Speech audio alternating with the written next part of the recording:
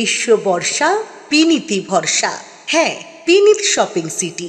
নমস্কার, আপনারা দেখছেন হুগলি আপডেট। আপনাদের সঙ্গে আমি উষা। আসছি খবরে। হুগলি ত্রিবেণীর কুম্ভ মেলার চতুর্থ বর্ষে নগর কীর্তন, রুদ্র মহাযজ্ঞ, নাগা সাধু, লক্ষ মানুষের সমাগম ত্রিবেণী সঙ্গমে। ত্রিবেণীতে কুম্ভমেলার চতুর্থ বর্ষের সূচনায় নগর কীর্তন, শক্তিপীঠ পরিক্রমা, রুদ্র অভিষেক, রুদ্র মহাযজ্ঞ, শিব সহস্র নাম, সাধু প্রবচন, ধর্মসভা, সপ্তর্ষি ঘাটে সন্ধ্যায় হবে গঙ্গা আরতি ও সাংস্কৃতিক অনুষ্ঠান। নাগা সাধুদের আখড়া হয়েছে ত্রিবেণীতে। প্রায় 700 বছর আগে হুগলির ত্রিবেণীতে গঙ্গা, যমুনা, সরস্বতীর সঙ্গমে কুম্ভবস্ত বলে জনশ্রুতি। গঙ্গাসাগরের মকর সংক্রান্তির শেষে ফেরার পথে সাধু সন্ন্যাসীরা পায়ে হেঁটে ত্রিবেণীতে সঙ্গমে মিলিত হতেন মাঘী পূর্ণিমায়। সেখানে একদিনের কুম্ভ হতো, যাকে অনুকুম্ভ বলা হয়। সেই কুম্ভ আবার শুরু হয়েছে 4 বছর আগে। ত্রিবেণীতে এই 3 দিন বহু মানুষের সমাগম হয়। গঙ্গার ঘাটে পুণ্য স্নান, তার আগে নাগা সাধুদের নগর পরিক্রমা হবে, যাকে ঘিরে প্রশাসনিক তৎপরতা রয়েছে। প্রয়াগে দুর্ঘটনা দেখে কোনো ঝুঁকি নিতে চাইছে না প্রশাসন। কুম্ভ মেলার নাগা সাধুদের ক্যাম্পে দায়িত্বে থাকা ধর্ম বাবা এ বিষয়ে কি বলছেন শুনবো। আজকের মহাকুম্ভ ত্রিবেণী বঙ্গীয় কুম্ভ মহোৎসবের আজকে প্রথম দিন ছিল। আমরা এই বছর পঞ্চম বছর, আমরা যে 2022 সালে নতুন করে শুরু করেছিলাম, এবার পঞ্চম বছর। আজকে সকাল থেকে রুদ্রাভিষেক যজ্ঞ, মহাযজ্ঞ এবং মহাআরতি এ সমস্ত হওয়ার পর আমাদের ধর্মসভা ছিল। ধর্মসভার পর কিছু সাংস্কৃতিক অনুষ্ঠান ছিল এবং এখন আছে। তারপরে আমরা এখানে গঙ্গা সপ্তঋষি ঘাটে গঙ্গা আরতি এখনই সম্পন্ন হলো, একটা পর্ব, আরেকটি পর্ব এখনই হবে। তারপরে আবার মঞ্চে এখন নানা রকমের সাংস্কৃতিক অনুষ্ঠান এখনই শুরু হবে, যেটা শেষ হবে রাত্রি 9টা সাড়ে 9টার মধ্যে, আশা করি শেষ হয়ে যাবে। আগামীকাল সকাল 8:30টার সময় সমস্ত নাগা সন্ন্যাসী এবং অন্যান্য সাধু সন্তরা স্পোর্টিং ক্লাবের মাঝে এসে হাজির হবেন। ওখানে তারা নৃত্য কলা প্রদর্শন করার পর আমাদের শোভাযাত্রা হবে। সেই শোভাযাত্রার দুটো ঘোড়ার গাড়ি থাকবে এবং আরো কিছু বিশেষ গাড়ি থাকবে। সেখানে সাধুরা সবাই বসে ওখানে প্রসেশন হবে এবং সেটা শুরু হবে 9টায়। ত্রিবেণী স্পোর্টিং ক্লাব মাঠ থেকে 9টায় শুরু হবে। 9টা থেকে আমরা প্রায় 2 কিলোমিটার ডাকাত কালীবাড়ির অবধি যাব এবং সেখান থেকে প্রসেশন ঘুরে আবার এই সপ্তর্ষি ঘাটে এসে সন্তরা স্নান করবেন। 11টা নাগাদ টাইম ফিক্স করা আছে। ওই সময় পাবলিকের স্নান বারণ, সাধুরা স্নান করার পরেই পাবলিক স্নান করবেন। তারপরে সাধুদের স্নান হয়ে গেলেই আমরা ত্রিবেণীতে কুম্ভের পুণ্যস্নান করলেন মালদার বিধায়ক প্রাক্তন মন্ত্রী সাবিত্রী মিত্র। রিফিউজি রিলিফ ক্যাম্পে নাগা সাধুদের আখড়ায় গিয়ে আশীর্বাদ নেন, রুদ্রাক্ষের মালা কেনেন। অন্যদিকে কুম্ভমেলা কমিটি শক্তিপীঠ পরিক্রমা করে জল মাটি নিয়ে আসে ত্রিবেণীতে। এশিয়ার 51 সতীপীঠ রয়েছে, যা শক্তিপীঠ নামেও পরিচিত। বাংলায় রয়েছে 17টি সতীপীঠ। সেখান থেকেই জল আনা হয়েছে বলে সাধন মুখোপাধ্যায়। হুগলি থেকে চন্দ্রনাথ দত্তের সঙ্গে পানুপালের রিপোর্ট, হুগলি আপডেট। হুগলির বাঁশবেড়িয়া জাফর খান গাজীর 727তম ওরস পালিত হলো। হুগলির বাঁশবেড়িয়া পৌরসভার অন্তর্গত ত্রিবেণীতে অবস্থিত জাফর খান গাজী 727তম উলস পাক আজ পালিত হয়েছে। জাফর খান গাজী দরগার উলস পাক প্রতি বছর 10ই ফেব্রুয়ারি পালিত হয়। এই অলসটি গাজী দরগাহ ট্রাস্টিক কমিটি এবং দরগাহ কমিটির দ্বারা আয়োজিত হয়। উপমহাদেশের আধ্যাত্মিক ব্যক্তিত্ব জাফর খান গাজী 1200 শতাব্দীতে ধর্ম ও ধর্মীয় শিক্ষার প্রচারের জন্য 1298 খ্রিস্টাব্দে এখানে একটি দুর্দান্ত মসজিদ নির্মাণ করেছিলেন, যা দেখলে আপনার মনে পড়বে শহীদ বাবরি মসজিদের কথা। তিনি সেই সময় একটি মাদ্রাসাও প্রতিষ্ঠা করেছিলেন, কিন্তু আজ তা নেই। এই মাজারের সাথে জেলার মানুষের পাশাপাশি দেশ বিদেশের মানুষের আধ্যাত্মিক সংযোগ রয়েছে। অমুসলিম ভক্তদের সংখ্যাও উল্লেখযোগ্য। অনেকে বলতে শোনা যায় যে এখানে অনেক ইচ্ছা পূরণ হয়েছে। দূর দূরান্ত থেকে আসা ভক্তরা এবং এবং বাঁশবেড়িয়ার সাথে সম্পর্কিত সকলেই ওলসের 1-2 দিন আগে এখানে আসেন এবং সমগ্র এলাকা উৎসবমুখর পরিবেশের পরিণত হয়। প্রতি বছরের মতো এবছরও সকালে কোরআন, রাত 10টায় গোসল করে দুপুর 2টোয় কুল শরীফ চাদর দিয়ে ঢেকে দেওয়া হয়। বর্তমান পরিস্থিতির কথা মাথায় রেখে প্রতি বছরের মতো এবছরেও পুলিশের নজরদারি বজায় রাখা হয়েছে। এই বছর এখানে কঠোর নিরাপত্তার ব্যবস্থা দেখা যাচ্ছে। রাতে কাওয়ালি আয়োজন করা হয়। উপস্থিত ছিলেন চুচড়ার মকরার পঞ্চায়েত সমিতির প্রাক্তন সভাপতি দেবব্রত বিশ্বাস, ছিলেন অতিরিক্ত SP Kalyan Sarkar, DSP crime Abhijit Sinha Mahapatra, CI Somen Biswas, থানার ইনচার্জ দীপঙ্কর সরকার উপস্থিত ছিলেন। অন্যদিকে আয়োজক সংস্থার কাউন্সিলর এবং এ বিষয়ে কি জানাচ্ছেন শুনবো। अस्सलाम वालेकुम। आज हजरत जफर खान गाजी रहमतुल्लाह अलैह का 727वां उर्स है जो हर 10 फरवरी को मनाया जाता है। आज 10 फरवरी इनका उर्स हम लोग मनाने जा रहे हैं। इस प्रोग्राम में सुबह से प्रोग्राम था कुरान खानी का। 11 साढ़े 11 बजे जो है गुस्ल शरीफ हुआ, चादर पोछी का काम हुआ। अब जो है धीरे धीरे जो जायरीन अब आते जा रहे हैं और मजार का काम चल रहा है। इसके अलावा रात में कव्वाली का प्रोग्राम है जिसमें कव्वाल अशोक जख्मी आ रहे हैं और सलमा वारसी उनके मुकाबले में है।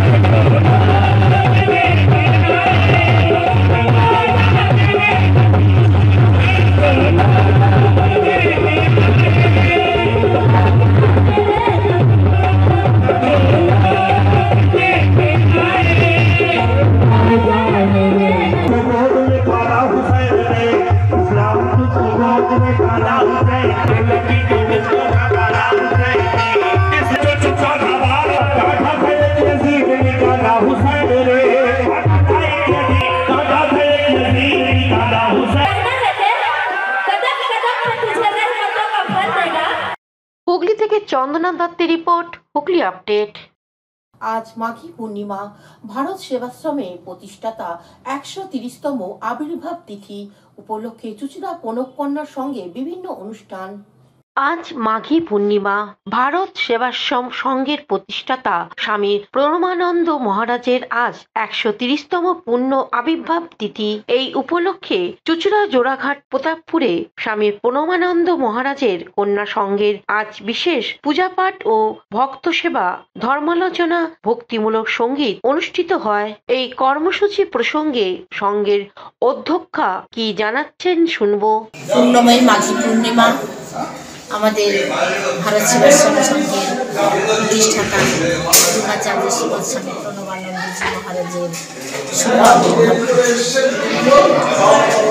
আজকের তার 130তম জন্মবার্ষিকী। কি কি অনুষ্ঠান হচ্ছে আজকে তার জন্মতিথি উপলক্ষে বৈদিক শান্তি যজ্ঞ এবং গুরুদেবের বিশেষ পূজা আরতি, অতিথি নারায়ণ সেবা। হুগলি থেকে সৌমিত্র সিনহার রিপোর্ট, হুগলি আপডেট। ব্যাঙ্গেলে গোপীনাথপুরে পাল পরিবারে আজ বৈষ্ণব সভা অনুষ্ঠিত হয়ে গেল। বৃন্দাবনে শ্রীকৃষ্ণের জন্মস্থান দর্শন করতে গিয়েছিলেন ব্যান্ডেলের গোপীনাথপুরের পাল পরিবার। নিয়ে এসেছিলেন গোপাল ঠাকুরকে। মাঘী পূর্ণিমার দিন অর্থাৎ আজ পাল পরিবারের গৃহকর্ত্রী ছবিরানী পালের উদ্যোগে এক বৈষ্ণব সভার আয়োজন করা হয়। সারাদিন গোপাল পুজো, আরতি, ধর্মসভা ও গান কীর্তন অনুষ্ঠিত হয়। এরপর এলাকার মানুষ পাড়া প্রতিবেশীদের বসিয়ে ভোগ খাওয়ান গৃহবধূ সরস্বতী পাল। গোপাল যেসব রকমের খাবার পছন্দ করেন সেই সবই নিবেদন করা হয়। এবারে বৈষ্ণব সভা প্রসঙ্গে ছবিরানী পালের পুত্র সঞ্জয় পাল কি বলছেন শুনবো।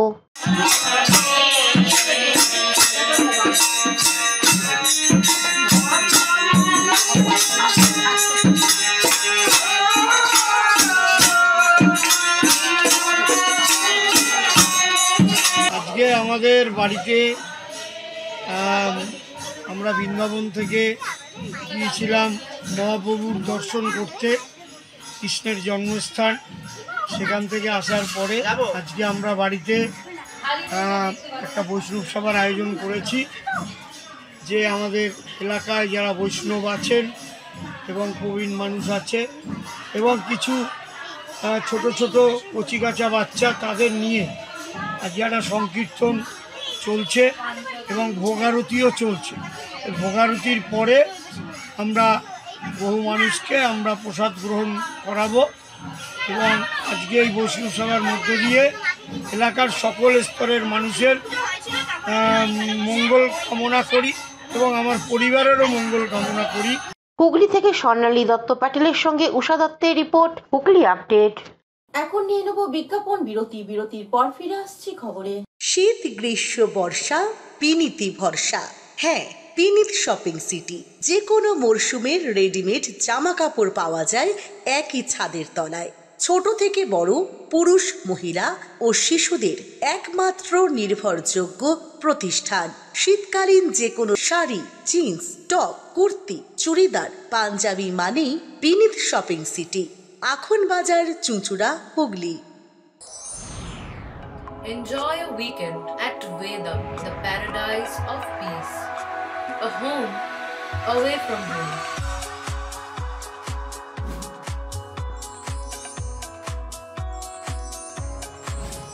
See yourself resonating with the nature. Vedam welcomes you to create your best memories. Amala nursing home, Pothshathi, your ultimate destination for weekend leisure. Marriage, conference, shooting and get together all are in one roof.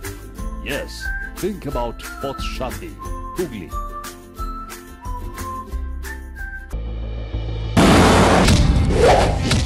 आपकी हालत तो बहुत खराब है।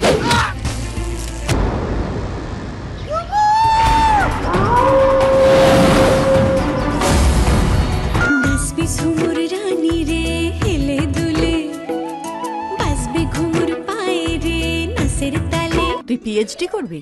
এখন থেকে তুই Rabindra ভারতীর student. Rajdeep রয় চৌধুরী।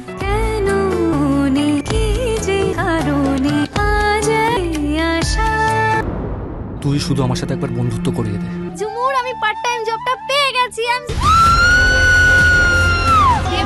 একটা সোশ্যাল মিডিয়াতে ভিডিও পোস্ট করে। এসব কি শুনছি? এসব অপোজিশন পার্টির কাজ স্যার। কার মুখ বন্ধ করবে?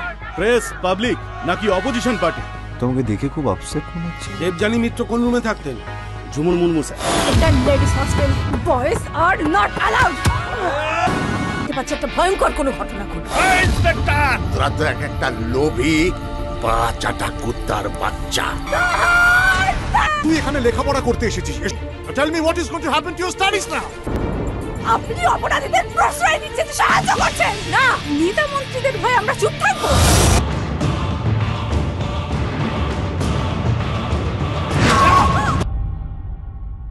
বিরতির পর ফিরে এলাম খবরে। হালিশহরে মেধাবী মাধ্যমিক পরীক্ষার্থী রহস্যজনকভাবে নিখোঁজ, চিন্তায় পরিবার। মাধ্যমিক পরীক্ষার ইতিহাসের নোটপত্র জেরক্স করতে গিয়ে বাড়ির সামনে থেকে উধাও হালিশহর মনসাপাড়া থেকে মাধ্যমিক পরীক্ষার্থী অর্ঘ্যদ্যুতি সরকার। সব জায়গায় খোঁজ করেও খোঁজ পাওয়া যায়নি অর্ঘ্যদ্যুতির। বীজপুর থানার পুলিশ এবং হালিশহর থানার পুলিশ খোঁজ চালাচ্ছে বিভিন্ন জায়গায়। রবিবার সিসিটিভি ফুটেজে শেষ দেখা গিয়েছিল নিজের পাড়াতেই, কিন্তু তারপর থেকেই বেপাত্তা অর্ঘ্যদ্যুতি সরকার। এবার স্কলারশিপ পেয়েছিল, মেধাবী ছাত্র ছিল, কিন্তু কেন এভাবে নিখোঁজ হয়ে গেল তা নিয়ে সবার মনেই রহস্যের দানা বেঁধেছে। বাড়ির পরিজনের একটাই অভিযোগ, কেউ আটকে রেখেছে যাতে পরীক্ষা দিতে না পারে। আমি হচ্ছে অর্ঘ্যদ্যুতি সরকার। আমার বয়স 16। কোন স্কুলে পড়তো? রামপ্রসাদ, হালিশহর রামপ্রসাদ বিদ্যাপীঠ। আচ্ছা। ক্লাস 10-এ আমার ছেলে র্যাঙ্ক করা ছেলে, খুব ভালো রেজাল্ট করে আঁকাতে সব কিছুতে আমার ছেলে।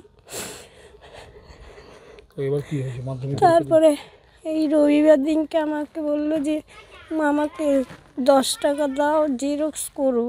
জেরক্স করতে 10 টাকা দিয়েছি। আমি বললাম 10 টাকায় হবে?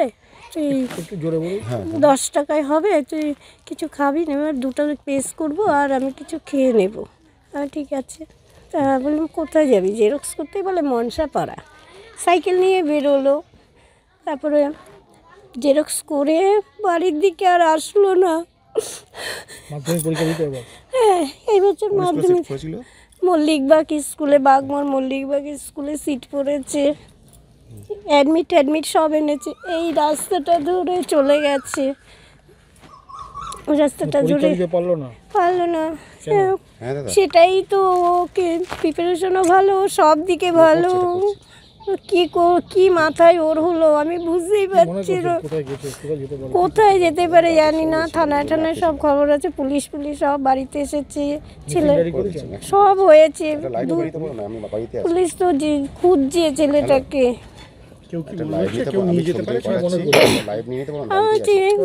ভালো রেজাল্ট করে, তা আমার ছেলেটাকে মনে হচ্ছে কেউ আটকে রেখেছে, নাহলে ও পরীক্ষাটা বসতে, ভালো স্টুডেন্ট, পরীক্ষাটা বসতে পারলো না। আমার এটাই লাগছে।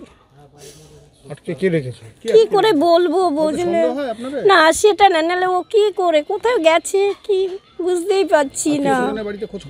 সব আত্মীয় স্বজন আমার বাড়িতে এসেছে। না, সন্দেহ বলতে সব পুলিশ জেরা করেছে, কিন্তু কিছুই না। আমার ছেলে হ্যাঁ সেরকম তো না, ছেলে না পড়াশোনায় ভালো, রোল নাম্বার 2। হ্যাঁ, ওকে পড়াশোনায় আপনি আঁকা টাকা দেখলে আপনি বুঝতে পারবেন আমার ছেলে কিরকম ছিল। পাড়ার সবাই জানে আমার ছেলে কিরকম ছিল। আমার নাম ডলি সরকার। অর্কদ্যুতি সরকার।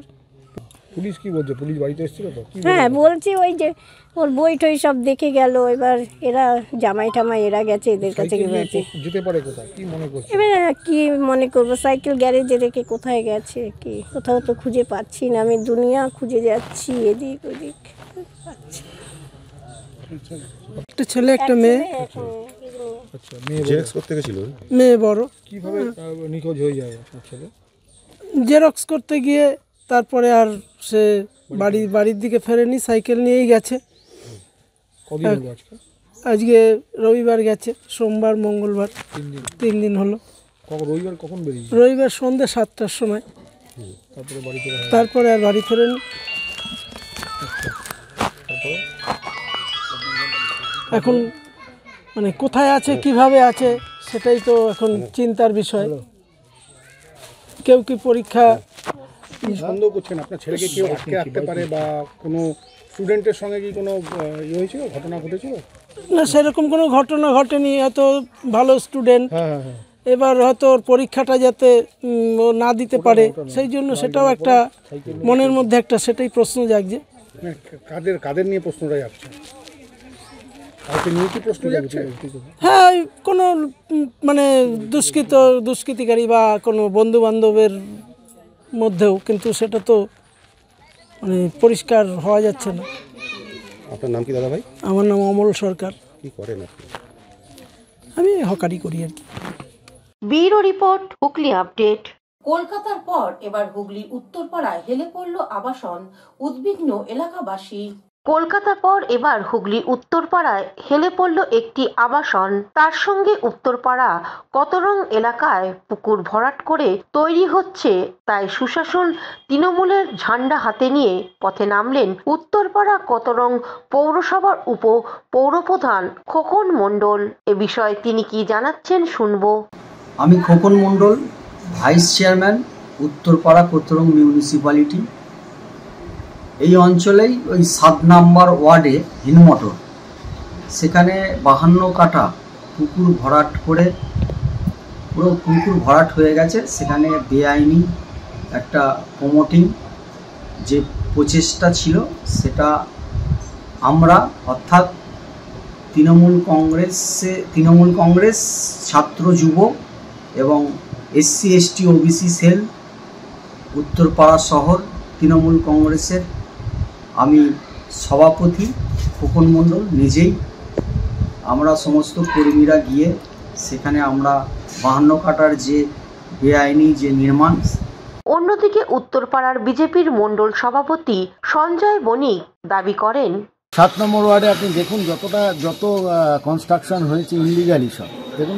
এই সামনেই আপনি দেখতে পাবেন, চলে যান ওই লায়েন্স হসপিটাল, এখানে একটা বাড়ি অলরেডি, একটা ফ্ল্যাট অলরেডি হেলে পড়েছে। এটা কবে হেলে পড়ে পরের যে বাড়ি রয়েছে কি রয়েছে সেটার উপর পড়বে তার ভবিষ্যৎ এখন কেউ বলতে পারছে না। ওই ফ্ল্যাটে যারা মালিকানা রয়েছে, যারা নিয়েছে, তারা আস্তে আস্তে ওখান থেকে সরে যাচ্ছে, চলে যাচ্ছে প্রাণের ভয়। তো এইভাবে করতে যদি যায় তো মানুষকে বিপদে ফেলে কিছু টাকার বিনিময় এই ইনলিগাল কনস্ট্রাকশনকে প্রাধান্য দিয়ে প্রায়োরিটি দিয়ে যে করাচ্ছে, এগুলো তো মানুষকে আজ নয় 10 বছর পর হোক, 5 বছর পর হোক, মানুষের প্রাণ নাশ করার পুরো চক্রান্ত করছে শুধুমাত্র পরিষ্কারের বিনিময়ে। তো আমরা এই জিনিসটাকে বারবার করে পৌরসভা থেকে শুরু করে যেই স্থানে এসে হচ্ছে আমরা আন্দোলন করছি। এরা যেহেতু সরকার পক্ষে রয়েছে, এদের ক্ষমতা রয়েছে, প্রশাসনিক ক্ষমতা, সমস্ত ক্ষমতা, সেই আমাদের এই বাধাটাকে উপেক্ষা করে এরা করতে চলেছে। কিন্তু এটা আর বেশি দিন চলবে না। মানুষ বুঝতে পারছে, মানুষ জানতে পেরেছে যে কে দোষ কে। শুধুমাত্র লক্ষ্মীর ভাণ্ডার দিয়ে মানুষকে মন ভোলানো যাবে। হাওড়া থেকে কৌশিক ঘোষের রিপোর্ট, হুগলি আপডেট। এখনকার মতন খবর এই পর্যন্তই। প্রতিদিন দেখুন হুগলি আপডেট।